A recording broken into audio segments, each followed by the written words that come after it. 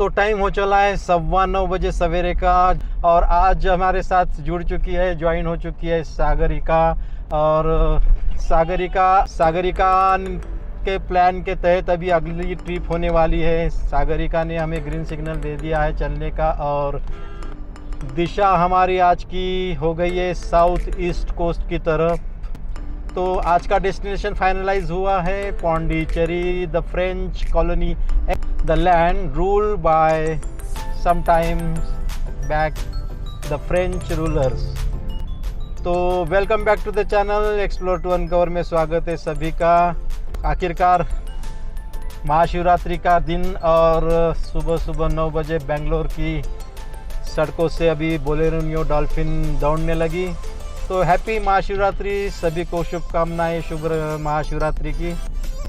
और बढ़ते हैं अभी होसूर रोड से फिर से अपन ने पकड़ लिया है NH44। तो आज इस वक्त छुट्टी का दिन रहने के कारण ट्रैफिक उतनी नहीं दिखाई दे रही है बेंगलोर की सड़कों पे। अदरवाइज इस समय सवेरे के 9 बजे सारी तरफ कंपनियों के ऑफिसेस खुल जाते हैं और पूरी सड़कें जाम हो जाती है ट्रैफिक से। अभी फ़िलहाल कोई होटल बुकिंग नहीं की है, कुछ स्टडी नहीं किया है और उसकी ज़रूरत भी नहीं है, क्योंकि चलना है तो चलना है। हम सभी को ऐसा लगता है कि बस मन चाहा तो अभी उस हिसाब से देखेंगे आगे जो भी होता है। अभी से क्यों टेंशन लेना। ट्रेन पकड़नी है, रिजर्वेशन है, नहीं तो कैंसिल हो जाएगा, ट्रेन छूट जाएंगी, इस चीज़ों का कोई डर नहीं है। लेकिन ये ऑफ सीज़न है फ़िलहाल, तो ऑफ सीज़न रहने के कारण इसका भी कोई टेंशन नहीं कि वहाँ जाने के बाद हमको कुछ होटल्स वगैरह मिलेंगे नहीं। वैसे भी जो भी है मिलता है, जैसा भी मिलता है उसे कॉम्प्रोमाइज़ करके हमको आगे बढ़ना है। उसी के लिए हम जनरली जो रैंडम प्लान बना के एक्सप्लोर करते हैं, तो उस टाइप से जैसा भी होता है हम एडजस्ट करके चलने की तैयारी रखते हैं, इसीलिए वो अच्छा भी है। नहीं उनके पास भी अब आजू बाजू वाली बहुत सारी गाड़ियों में सामान भरा पड़ा है ना, तो हर कोई अभी ये तो सागरिका कहती है कि यहाँ से हर कोई जाने वाला पांडिचेरी जाने। इनको लगता है कि पूरी गाड़ियाँ ये रास्ते से जाने वाली पांडिचेरी जाएगी। तो अभी पहुँच गए होसूर। मुझे आश्चर्य लगा कि बेंगलोर छोड़ने के बाद में इतने जल्दी तमिलनाडु की बॉर्डर शुरू हो जाती है। होसूर जो है वो तमिल में आता है, तमिलनाडु में आता है। तो मार्थल में जहाँ हम रुके हैं हमारे सागरिका के फ्लैट पर, वहाँ से अभी 42 किलोमीटर हम पार कर चुके हैं। 1 घंटे के अंदर हमने बेंगलोर की सड़कों पर से डिस्टेंस कवर कर लिया है ट्रैफिक में से। जब लंबा फ्लाईओवर होने के कारण जल्दी हमको आने को मिला, अदरवाइज बहुत तकलीफ जाती थी। तो ये कंटिन्यू ट्विन सिटी कह सकते हैं हम इसको, बेंगलोर और होसूर। एक कर्नाटक में आती है तो दूसरी तमिलनाडु में। तो 40 किलोमीटर्स के डिस्टेंस में ही 2 शहर है। तो फिलहाल NH44 हमको ले जाने वाला है काफ़ी दूर तक। यानी वर्धा से निकले तो हिंगन घाट से जो हम पकड़ते हैं NH44, तो वही अपना बेंगलोर हमारे मार्थल्ली से होके आगे भी होसूर और फिर पौंडीचेरी की साइड में कहीं पहले डाइवर्ट होके फिर वो जाता है कन्याकुमारी। तो हम अभी फ़िलहाल जा रहे हैं पौंडीचेरी को एक्सप्लोर करके वहाँ के बीचेस पे एंजॉय करके फिर अगले डेस्टिनेशन पे निकलेंगे।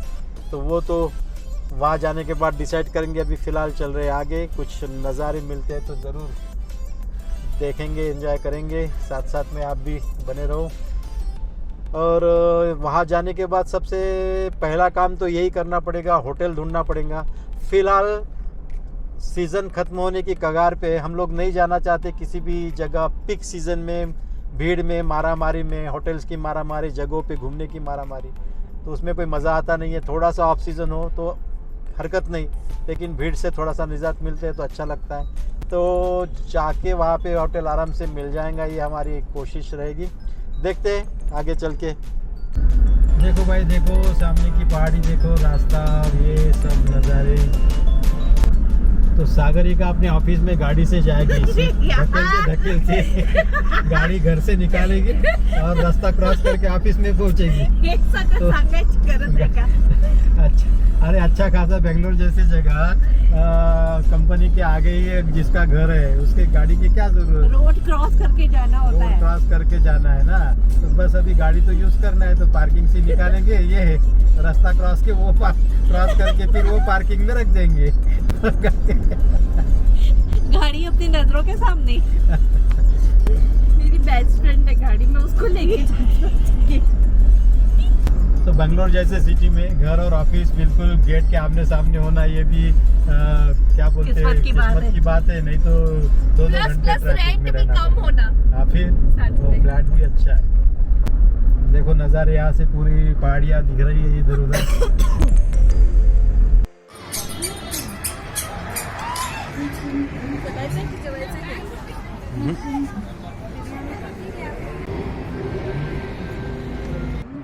रेस्ट एरिया में गाड़ी पार्क कर दी है।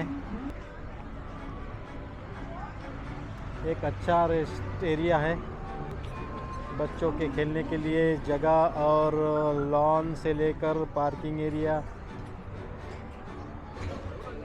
अड्यार आनंदा भवन की जो चेन है वो एक अच्छी मानी जाती है इधर। तो फ़िलहाल यहाँ पे ब्रेक ले लिया है, एक 5-10 मिनट का, थोड़ा सा हल्का हल्का होने के लिए, और नाश्ता पानी कर लेंगे यहाँ से और फिर आगे बढ़ेंगे। तो ब्लॉगर के लिए ये ज़रूरी है कि कैमरा कहीं पे भी अपना शुरू करके अपना कमेंट्री शुरू कर दी जाए, ताकि उसमें से कुछ बाइट्स मिल जाए और लिया जाए फिर अपने वीडियोस के लिए। तो रेस्ट एरिया में रुके थे, लेकिन खाना खा रहा है अपना लाया हुआ। रेस्ट एरिया सिर्फ यूज़ करने के लिए रुके। आपे बनाए थे, बढ़िया सांबार वड़ी बनाई है कल घर पे। तो आपे और सांबार वड़ी रहने के बाद में यहाँ का क्या खाना अपने को अच्छा लगेगा इसके आगे, तो यही खा के काम चला रहे हैं। टेस्टी टेस्टी सांबार वड़ी अपने घर की बनाई हुई और अनलिमिटेड।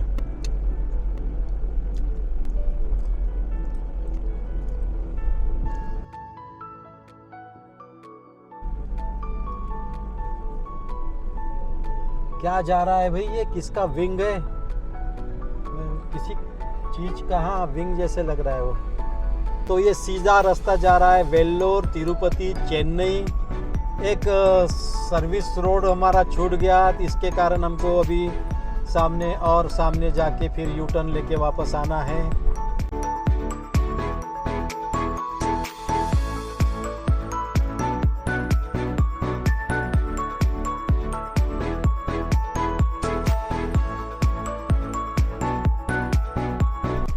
देख सकते हो अभी ये जो दिखाई दे रहे हैं मशीनें पे पत्थर लगे बड़े बड़े, वो देखो पानी निकल रहा है वहाँ से, यानी पीली वाली जो है वो जो लोहे का मशीन है और उस पर पत्थर रखे बड़े बड़े जो दिख रहे हैं, और उसको कटिंग चालू है। कटिंग करते समय पानी डालना कंटिन्यू ज़रूरी है, तो एक साइड से पानी भी निकलते रहता है और वो कट होते रहता है। जैसे सागवान के लकड़े अपन आरा मशीन पे काटते हैं, उसी तरह इसको पत्थरों की आरा मशीन हम कह सकते हैं। और फिर जैसे नेचुरल पत्थर हो उस टाइप से वो अंदर की पत्थरों की कलर्स डिज़ाइंस वैसे निकलती है।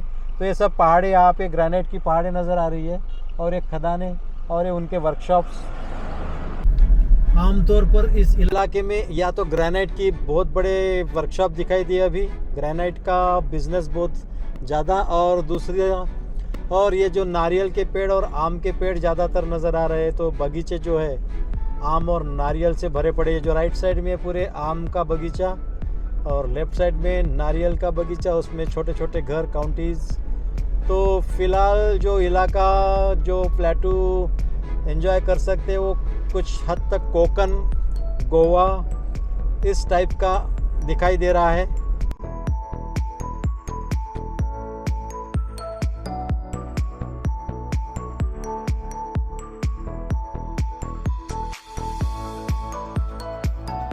ऊंचे ऊंचे बड़े बड़े नारियल के पेड़ सुंदर लग रहे हैं, सुंदर। स्मूथ रोड, बहुत ज़्यादा ट्रैफिक नहीं, छोटे छोटे गांव, रास्ते के आजू बाजू में फैले हुए, भीड़ भाड़ नहीं, साफ सुथरा वातावरण। कृष्णगिरी डिस्ट्रिक्ट में एंटर कर चुकी है। डे 2 के आज के इस ट्रिप के दरमियान हमने अभी आधा डिस्टेंस बेंगलुरु से कवर कर लिया है, पौंडीचेरी का। और इस वक्त हम निकल रहे हैं तमिलनाडु स्टेट के अंदरूनी रोड से, नेशनल हाईवे नंबर 77 से। और आजू बाजू में सुंदर से खेत, नारियल के बगीचे, आम के बगीचे और हरियाली। तो इस माहौल से गुज़रते हुए आनंदमय क्षण महसूस ही किए जा सकते हैं। बटर स्मूथ रास्ते, चिकने रास्ते, रास्तों के कोई दिक्कत नहीं, कोई तकलीफ़ नहीं, बहुत शांतिपूर्ण माहौल। आज के इस सफ़र में अभी तक कवर कर लिया है महाराष्ट्र से तेलंगाना, तेलंगाना के बाद आंध्र, आंध्र के बाद कर्नाटक, कर्नाटक के बाद तमिलनाडु स्टेट, यानी 4 स्टेट को हम अभी एक्सप्लोर करते हुए आगे बढ़ रहे हैं। तो यूनियन टेरिटरी पौंडीचेरी, जो कि एक ज़माने में फ्रेंच रूलर्स के हाथों में थी, फ्रेंच रूलर्स ने वहाँ पे राज किया है करीबन 138 साल तक। तो उसी को एक्सप्लोर करने के लिए, साउथ ईस्ट कोस्ट को एक्सप्लोर करने के लिए हम पौंडीचेरी के ऐसे कोस्टल एरियाज़ में घूमने के लिए जा रहे हैं अभी फ़िलहाल। क्या है ये? कप्पा। इसके चिप्स बनते हैं। ये इसके चिप्स हमारे लिए कुछ नया आइटम है आज का, इसको हम टेस्ट करेंगे। तब तक पहले जूस पी लेते हैं, गन्ने का रस। ठोकर मारते मारते बच गई, एकदम से गाड़ी आड़ी हो गई थी पूरी। तो अभी गन्ने का रस यहाँ पे पी के फिर kappa noodle, kappa chips, kappa chips लेंगे। अब दिक्कत यह है कि यहाँ पे है ना, अंग्रेज़ी में भी कहीं ज़्यादा लिखा हुआ नहीं है। हर जगह तमिल में या तो लिखा है और इंग्लिश में फिर बहुत ही छोटी अक्षरों में लिखा है।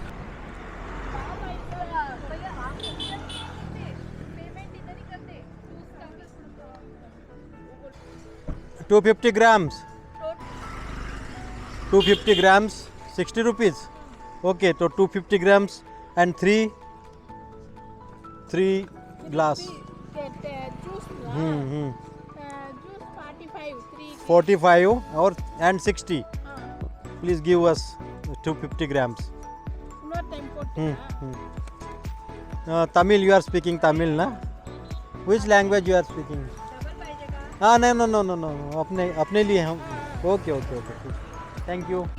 सो ये प्लेस जो है वो उत्तंगराय है, उत्तंगराय।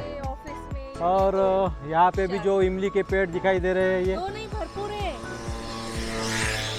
ये आप देख रहे हो ऊपर इमली के झाड़ है, इमली के पेड़।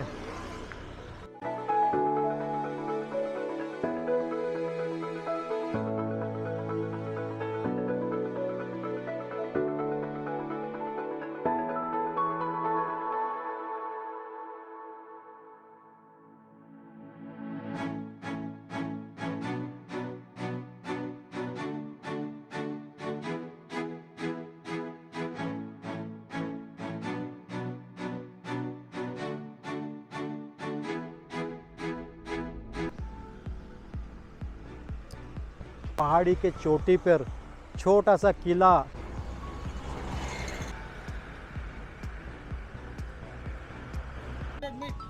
Five 500 feet above. So what is the name of, क्या नाम है उसका? अफनौर। तो जैसा कि आपने देखा कि एक पुराना प्राचीन नगर है, और वो जो है आर्कियोलॉजिकल सर्वे ऑफ इंडिया ने उसको जो प्रोटेक्ट किया हुआ मोन्यूमेंट है, ये कहा जाता है। तो इस वक्त आप मेरे पीछे देख रहे हो, ये नेशनल हाईवे नंबर 77 जो बेंगलोर से होके पौंडीचेरी जा रहा है, उस हाईवे पे से पुराना एक प्राचीन किला, प्राचीन गांव है ये। इसका नाम है जिंजी फोर्ट। जिंजी फोर्ट के नाम से प्रसिद्ध है। ट्रैफिक बहुत ज़्यादा है रास्ते पे, हाईवे पे, और उसी के बीच में ये शहर है। तो